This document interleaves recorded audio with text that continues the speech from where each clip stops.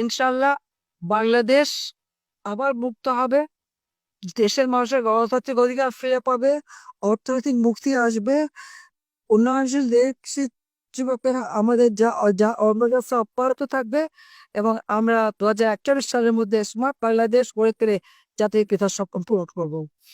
আর এই প্রতীকে আমরা আজকে নেব বিজয় দিবস সামনে রেখে লাখো শহীদের রক্ত পিতা যেতে পারে না আন্দোলন শর্মা। তারপরে বাচ্চা কাছেই শুনলাম একজন সমন্বয়কারী বলছেন লাশ তুলে পরীক্ষা করা যাবে না। এখানে একটা প্রশ্ন আমার, এই কথা আপনারা একটু গভীরভাবে শুনুন। তারা কেন বলছে যে লাশ উপরের থেকে তুলে পোস্টমর্টম করা যাবে না বা পরীক্ষা করা যাবে না? কোনো পরিবার যদি চায় বা মামলা থাকতে যদি চায় তো অবশ্যই লাশের পোস্টমর্টম করা যাবে, কিন্তু তারা দিতে চায় না। কেন চায় না জানেন? কারণ এই হত্যাগুলি এরা নিজেরা ঘটিয়েছে। ওই যে বক্তৃতা দিচ্ছে, এরাই এই কিলিং এজেন্ট নিয়োগ করেছে, এরাই ওই মিছিলে ক্লোজ রেঞ্জে গুলি করে হত্যা করে সরকারের উপর দায়িত্ব, আওয়ামী লীগের উপর দায়িত্ব দিয়ে আওয়ামী লীগের ভিতরে মিথ্যা মামলা দিয়েছে। এরাই হত্যাকারী। সেই কারণেই তারা লাশ তুললে পরে, পোস্টমর্টম করলে পরে আসল সত্যটা বের হয়ে যাবে।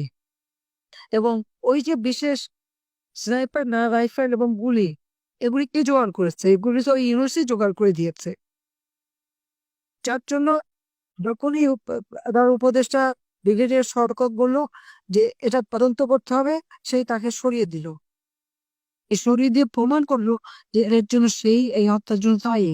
তা যে গণহত্যা শেখ হাসিনা করে নাই, গণহত্যা এনুস তার মেটিকুলাসলি ডিজাইনের মাধ্যমে মাস্টার মাইন্ডের দ্বারা এবং সমন্বয়কদের দ্বারা কিলিং এজেন্ট নিয়োগ করে এই গণহত্যা চালিয়েছে।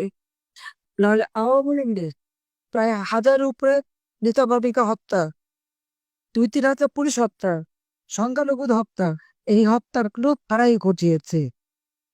আর সেই জন্য আবার সে তারা বৈদিক তালিকা দেবে আর লাশে পোস্টমর্টম করতে দেবে না। ইন্টারন্যাশনালি লোক এনে আমরা পোস্টমর্টম করাবো, প্রত্যেকটা কেস আমরা পরীক্ষা করাবো ইনশাল্লাহ, যদি আল্লাহ জীবন দেয়।